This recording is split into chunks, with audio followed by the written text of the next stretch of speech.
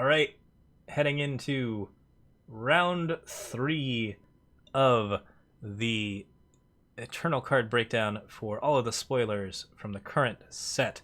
We have seen strong relic themes. We have seen lots of plunder, because plunder is clearly everyone's favorite mechanic, and it does make the game a lot better. We've seen some Valkyrie warp. We've seen a lot of interesting draft synergies, which is very common. Most of the commons and uncommons are usually designed to make a really nice draft environment happen, and then they also play into really interesting decks every now and then, which is definitely what you want. Yeah, expedition wise, we've got some interesting options available. There's definitely some self-mill, there's some cool Valkyrie tribal, there's some neat Grenadin spell damage stuff going on. Hard to say exactly what the prevalent deck is going to be based on what kind of spoilers we've seen so far, but certainly some interesting stuff to be going over. Let's get back into it, starting with Coveted Gemstone. Coveted Gemstone, +1 maximum power, pay 2 and sacrifice Coveted Gemstone to draw a sentinel or an attachment from your market. So it's a more expensive power stone, but the +1 maximum power is pretty useful. And then the pay 2 ability is to get something back, which is also pretty useful if you want to get relics and stuff back. This is a pretty decent draft card, good sort of ramp, and then it has a nice way to sort of sacrifice itself later. There is a 4-cost card in time currently that invokes for 2, and this is sort of in that same sort of vein, except that it is clearly not a great maximum power card.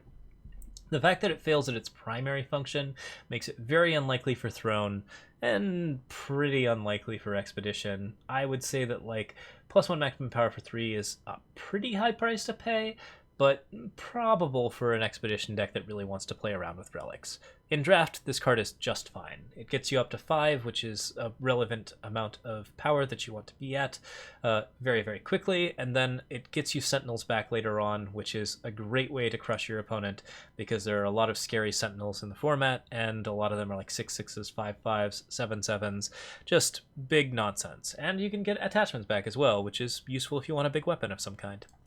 Battlefield Chanter, 3/2 summon, play a synchronized strike. Yeah, good aggro card. 3/2 for 3 gives you a +1/+1 bonus on the turn that it's played. 3/3 for 3 is generally the stat line, but the rally effect is useful, and I could see this even being played in Expedition aggro. I think it's strong enough. In a Praxis aggro deck in draft, this is clearly a role player. Super good common card. I would pick a lot of these if I were playing anything that was aggressive in time. Unexpected Arrival. I love this card. Unexpected Arrival was the name of a card in Eternal previously, which is now Celebration. It was an X cost that put a unit into play. So this is the return of Unexpected Arrival, but it's Talir, which is a little unexpected, and she looks sweet as heck. This is one of the best pieces of art in the set. It's super cool, and it's Talir. Love it. And the card is awesome. It's a fast spell, gives one of your units +1/+1, which is a combat trick. Hello, great in draft. Gives a unit in your hand +1/+1. Ooh, that's pretty nice. Always nice to get a little bit of an extra bonus with your combat trick in draft. Oh, and it gives a unit in your market +1/+1. Oh, that's pretty cool. And then it reduces the cost of all of them by 1, even though one of them is already out. But now it's cheaper to void recur. Yay. Yeah, this card does everything, and thus is probably an insanely strong common to pick up in draft. You use it to clear Grenadin with your Aurelian Merchants or your 0/3s and 0/2s. You use it to buff up cards that are currently on the board and get that extra point of damage to basically turn the fast spell into a trick for card advantage. Cards like Rage have always been playable in draft. A card like Unexpected Arrival is no different. People just sort of expect things to match up against each other and trade with each other, and Unexpected Arrival makes it so that they don't. That's good. The reduced cost is really useful. It makes it so that 7 drops are accessible. It makes it so that 6 drops are dropping faster. It makes it so that you can play a lot of different cards that you wouldn't be able to play as much. It is effectively ramp, and it makes your market cards better, which is a really, really big deal because markets are really relevant in this draft format. Building a market in draft is no longer going to be something that you do about half the time or about a quarter of the time. You are going to do it most of the time, and Unexpected Arrival is going to be insane in that circumstance. That discount is really, really good. I think no matter how you slice it, I think this plays in Expedition. I think it's really good in Expedition. I think this is okay in Throne, and like the reduction in market cost is still going to be something you're going to want to see. Like imagine just like Ikaria yellow. Like if you want to grab the Ikaria out of your market and play like a 5/5 for 6, yeah, this is something you'd do it too, sure. Like this seems like something that's just perfectly reasonable. The cost reduction is the thing that you're most aiming for. The +1/+1 bonus is cherry on top, and you get to do it to 3 different cards, which is huge for void recursion, huge for cards getting played ahead of their schedule, and huge for cards getting played out of your market ahead of their schedule, and all of those things are really, really good. This card's just great all along the way. Its main disadvantage is that it doesn't provide a significant power boost to any one particular card, which is something that you often expect from a fast spell trick, but yeah, it's still pretty awesome. Would a discount copies made with broker? Asks someone. Satanic versus. Would that discount copies made with a broker? Absolutely. If you take the card and broker it, it's going to be copies made with broker, so the copies will also have discounts and have that +1/+1 bonus. Yay! Super, super cool. Really, really good card. Speed Grafter. Charge. Play 3 to swap a card, and then give the unit in your hand +1/+1 in charge. This might be the most powerful merchant. I actually hadn't seen this one. It's very good.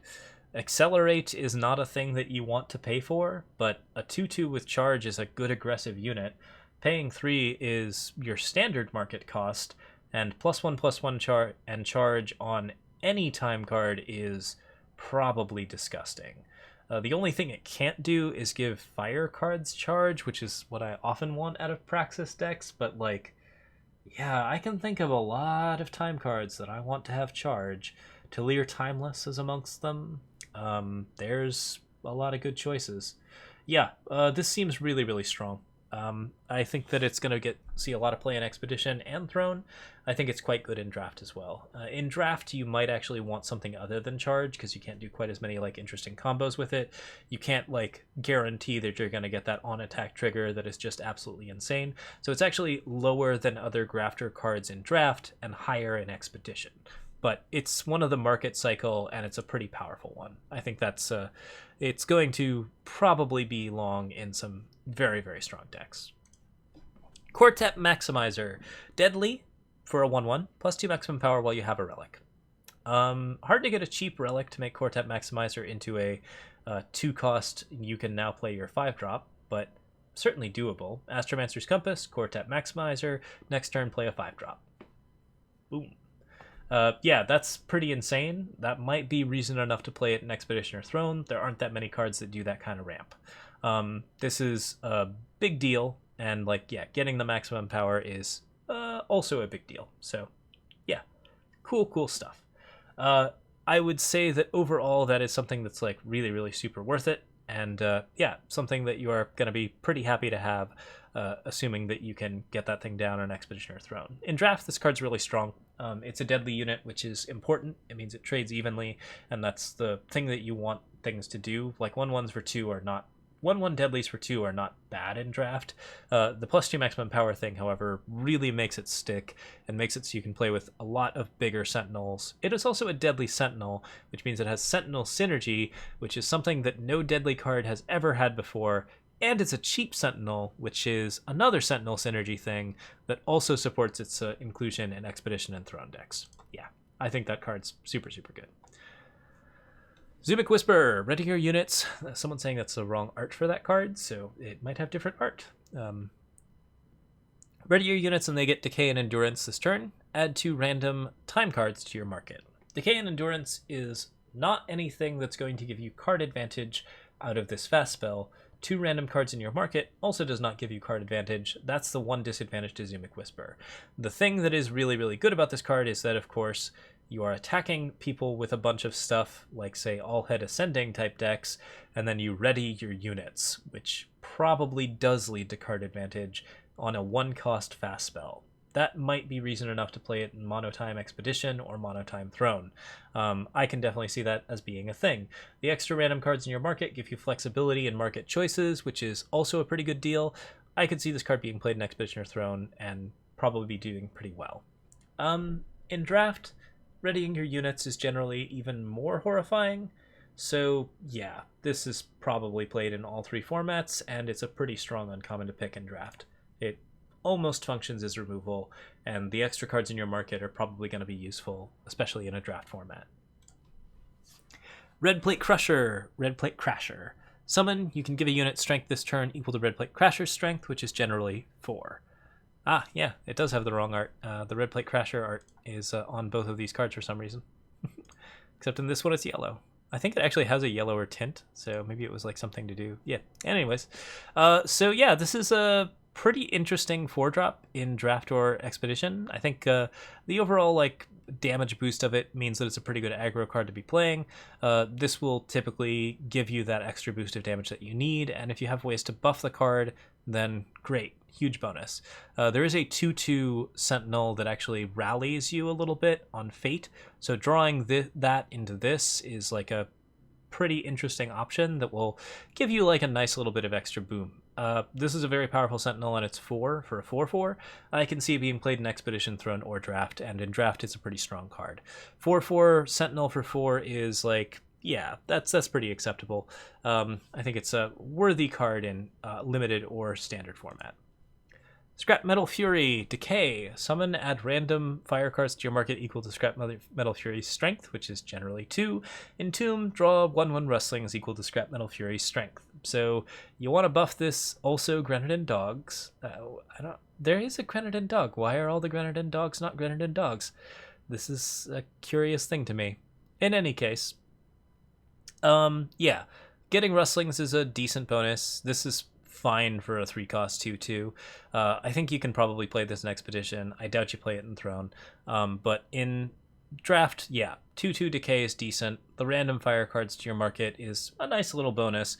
The Entomb ability is really, really useful. And if you can find any way to sort of buff the strength of it on the turn that you play it, that's great. You get a lot of extra fire cards, or you get a lot of better Entombs. In either case, you're feeling pretty happy about it. I think the main thing about this is that like the danger of attacking and then playing your 4/0 Overwhelm on this card just like blows out your opponent in a pretty serious way. Of course, the card does succumb to decay pretty well, so it's pretty well balanced in a draft format. I'd say it's like a B+. Malaga Munitions. 3-cost, summon, play a +2/+1 weapon on one of your units, triggering all renown effects, triggering all attachment effects, triggers attachment effects twice, which is a very big deal. Pay 3 and sacrifice Malaga Munitions to play a +2/+1 weapon on one of your units again. It's a permanent benefit as opposed to the 2-cost one. It is another one of the really strong ones in draft. Like, you can do some pretty wild stuff with this card, and it sticks around for a while, buffing your relic weapons and buffing all of your other stuff. It's a solid role player. I think it plays okay in a draft format and okay in an expedition format. Probably not in a throne. It's just too slow. But, like, yeah, it's got like a lot of good things going on, and the value of it is pretty incredible. Next up, we got the Anglo Counterfeiter, home of the Anglo Arsonists. Maybe we have like a warring pair of factions here, the Anglos and the Malagas. Hard to say. Pay 2 and sacrifice to Anglo Counterfeiter to swap a card from your hand with a card from your market. It's a 2/2 for 3, so that's a pretty bad stat line. And you have to sacrifice it to do normal market things, which you can do with any 3-cost market card. It is, it allows you to swap for any color, so that's a big deal. If you want to build a 5-color market, you just have to basically pay 5 and lose a card. Not amazing. 5-color markets are... I could maybe see that happening as like a throne thing. This is weirdly a card that I would think to be more likely to be played in throne than an expedition or draft, just because like having access to whatever market card you please is potentially something you'd want to do in throne. But in like expedition or draft, no, this is such a huge tempo loss, and like it's so expensive, and it's, yeah, doesn't really do much. So one of those rare cards that's like better in Throne than it is in Expedition or Draft. I don't like the design of this card at all. I don't know that 5-color markets should be a thing, and it's weird to me that this is the card that does it. In red? Okay. Barricade Basher. 5/5 Reckless, summon, discard a card. This card's stupid bonkers in Draft, and it's probably good in Expedition as well. Discarding a card is a really obvious disadvantage, and when things have really obvious disadvantages, they sometimes have really obvious strengths as well. A 5/5 Reckless is a very big, very scary card. This is also a 3-cost Sentinel, which means that it plays in Sentinel Bond decks, which means that it might see play in Throne. I would think that there are a lot of good reasons to run Barricade Basher. There are Sentinels that have Fate that specifically benefit and give you the card advantage back. There is weapons that give you ways to sort of get extra cards back. There is forced discard options that you want to be playing with. There are things that you want to have in your void. There are like so many different reasons to discard a card, and doing it at 3 is pretty good, and getting a 5/5 on top of that is very good. Expedition wise, this seems like a super strong mono red card. In Draft, this card is actually just stupid bonkers, like really, really aggressive, very, very fun. You have to play around the drawback, but you do want this card, and you probably want several of them. You just don't want so many that you completely disable your hand and get like wrecked by something else. Still, crazy aggressive, and like tons of cool things that you can do. And if you play him on an empty hand, you don't have to discard a card at all, which yeah, that's a big deal as well. Rust Grafter, Decay, pay 3 to swap a card, then give it +1/+1 and Decay. All the Grafter cards are good. This one's on the weakish side because Decay is something that gets you sort of like relevant value most of the time, but like also is just trading 1-for-1 for the most part. So this is the closest thing to a straight +1/+1 bonus that you could get. Still, Decay is a pretty useful ability, and swapping for red cards in your market is pretty useful in general. Red markets always tend to be a little bit weaker. I think that's just sort of thing about how red plays. They're much more aggressive. They don't select cards quite as often. So like you don't generally want to give them great market choices. That's sort of my feeling on it. I'm not really sure why it is, but yeah, Rust Grafter is just okay. It's a very, very good market card, obviously, and it is a Valkyrie, so it enables Valkyrie Warp at 2. That tribal synergy alone is a reason enough to play it in Expedition, and yeah, you want it in Draft. Roaming Cache, 2/2 Sentinel. For Sentinel Tribal, you want 2/2 Sentinels. Fate, your units get +1 strength this turn. 2/2 for 2.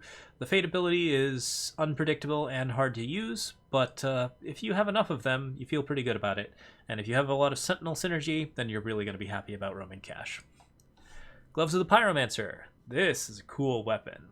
3/1. Fate transforms the bottom card of your deck into a Praxis Outlaw.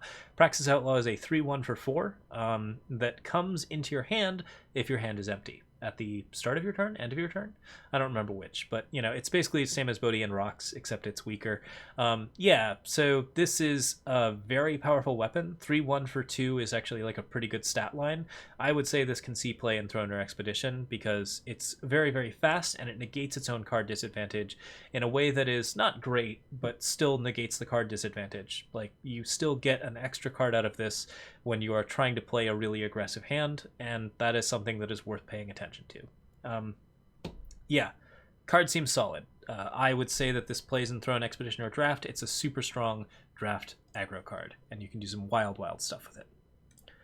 Arms Race. Your units get +1 strength. Each unit in your market gets +2 strength. We reviewed this card already, but in practice it has been in the Draft preview, and it's super weak. I sort of expected that, but yeah. Combustion, we reviewed this card as well. This card is insane. It's a hailstorm. It's one-sided. It's great. Queen of Glass we've reviewed. Regen Unblockable. Yeah, very, very solid stuff. We still don't know what Awakened is, but we do know that probably it means that they can't die. So maybe that's just what Awakened means. Maybe Awakened isn't a new thing, but maybe it's coming in a spoiler article tomorrow or in a couple of days. We'll see. Speaking Circle we have reviewed. Yep. Very, very good stuff. Now that we know the Queen of Glass has regen, we know that she's pretty hard to kill. So that's something. Tactical superiority we've covered. Ire, Ageless Behemoth. When I talked about this card in our previous YouTube breakdown, I thought that the card did not bottom the top 10 cards. So I said it would make your draws better. It doesn't do that. It bottoms the remaining cards, so your draws are roughly the same until you have done it multiple times. So just a minor note on it. The card is still pretty strong. Getting a bunch of power is cool card advantage, and this is still a pretty Pojo card through and through. Bastion Bolt Crafter. Each weapon in your hand and market gets +1 strength. This is a pretty great draft card because getting a big bonus on your stuff is really, really nice. It's currently in the draft preview with Ornamental Daggers, which allows you to make a 5/3 on turn 2 in draft. That flies? Yay! Yeah, it's a pretty strong card. I think you should play it in draft. I think it might make a splash in some expedition decks. Onoris Ro Overwhelm, 5/5 for 5. You and your other units are invulnerable to spell damage, and amplify 2, gain 5 health. That is a lot of text, but it is a lot of relevant text. This card sees play in Throne, Expedition, and Draft. It's a 5/5 for 5. The invulnerability to spell damage is very real and prevents decay, prevents lifesteal, prevents overwhelm, turns off obliterate, like turns off at any cost, for example. Well, at any cost can still be aimed at your face, but like, yeah, there's just a lot of things that this makes not work, while it also has the ability to gain you a bunch of life, which means that it's something that you can play out of your market when you are late in the game and you have developed a lot of power, and you can just gain a stupid amount of life and then get yourself going to a much better place in the overall board. If you're recurring this card, you get to do the Amplify over and over again, which will stabilize you every time that you play it. Playing this for like 9 puts you at 10 health up, which is, yeah, that's something you want to do. If you are playing a 5/5 that can block and getting yourself 10 health up, you're probably going to live to see the next turn and then do it again, like duplicate it, play it with like the copy card that like sacrifices it. There are a lot of different ways that this card can be really, really strong, but like paying 7 for it and getting a 5/5 that gains 5 is really not bad at all. I think that this is overall like a really strong card. You want it in draft for sure. You want it in expedition, and yeah, I think you want it in Throne. There are a lot of good things to do in time, but this is a cool legendary that you can definitely grab to stabilize you, and not that many time cards stabilize you this well. Cyberhound. I think we covered this one previously, but yeah, it's very, very powerful, and as suspected, there are a lot of good dogs to be, good Grenadin to be sacrificing to the card. Cassandra's card, still pretty insane, just very, very solid stuff. Vicious Overgrowth, Overwhelm, deal 3 damage, and add a random blue card to your market. I believe we covered this in the market spoilers. But yeah, it's a strong removal spell that also gives you market cards, which is neat. Okay, but not amazing. Certainly fine. Relay Point. Summon, play a 2/1 soldier. Exhaust 4 of your units and sacrifice Relay Point to play a 5/5 sentinel. So the exhaust 4 of your units seems not great, obviously, and it isn't. But that's okay, because this is a 2-cost card that plays you a unit and gets you a relic. Those two things are both going to be relevant in Combray, so this will play in Expedition and Draft. Like, just a 2-cost 2/1 is fine, and getting a relic on top of it is great, and the soldier synergy is good, so yeah, all of that will lead to the card being played, even though it's not particularly strong. We've talked about Stormhalt Battalion, but stunning enemy units and soldiers are both very common, and you can see from the patch notes that we have a lot of soldiers out there, so soldier synergy is going to be all over the place. We've talked about From the Heavens. It's not great. It's actually very bad. We talked about Grubbot, and I think we talked about most of these other cards, so we might be pretty close to the end here. Let's take a quick look. Jade Lodestone is a okay draft card that, like, yeah, you don't really want to do the summon effect, and you probably don't want to exhaust the Sentinel to play the Justice Sigil. I think this is one of the weaker cards in the set. The ramp is still kind of useful, and the stun is okay. It's not a bad market card in draft, and I wouldn't play it basically anywhere else. Send to Market is super powerful, common removal. It's in the draft preview right now, which is why we're discussing it again. 5-cost, kill a unit for good is usually a really good deal, and this is very, very strong in that respect. We talked about Dicro and Battle Bear, both good cards. Controlled Demolition is very good in draft. We've had some really good times with it. Pay 2 to play on a Sentinel, really, really fun. Obviously a card that you're perfectly happy to be playing on other things as well. Yeah, I think the rest of these cards are all cards that we have covered before. Encroaching Vine has, lots of good stuff going on. Fair Exchange is a pretty great fast spell trick that you're super happy to be playing in most circumstances. And then, like, Daheen Blitz is just, like, very, very neat card that also gets extra cards from your market. There are a lot of ways to get cards into your market, so getting them is certainly not a bad deal. I would say overall this set is looking to be really, really market heavy, which means a lot of interesting choices, a lot of unusual gameplay, and a lot of looking at your opponent's market and trying to figure out what the heck they're doing as random cards get played in and out of that market constantly. There's going to be a lot of interaction in this format. It looks like it's going to be a lot of fun. I don't see a lot of cards that I would consider to be problematic. I don't see a lot of like heavy sacrifice. I don't see a lot of stuff that's just like going to ignore you and do like whatever. So like so far so good. This set's looking really, really strong. It's going to be a very fun draft environment with a lot of market play, which is going to be really, really interesting. And like it's going to be something where you just have like a lot of like really strong, simple, down-to-earth mechanics that really utilize the digital space and make you very happy that you're playing a digital card game in the middle of a pandemic as opposed to a physical card game. There's just it just really exemplifies a lot of the strengths of Eternal as a digital card game, and a lot of the things that this set does well with markets and with warp cards and with randomization and with all of the different things that it is doing are just gonna lead to some really fun play patterns. So I'm very excited about this set so far. Please fix that regen noise, because no. But once that's done, I can wholeheartedly say that I fully approve of the upcoming set, and I'm very excited to see more of it. That's it. We've reached the end. Thank you for joining me, my friends. This was a super long one. It is now approximately 2 a.m., so we're going to get the first part of this uploaded, and then we'll do the other two, I think, over the course of the next day. Thank you so much for watching, if you did in fact watch through all of this. And we will see you all next time. I'm Pojo. I'm on YouTube, Patreon, Twitch, and Twitter. And very, very excited to play more games with y'all very, very soon. Catch you later. Have a good one.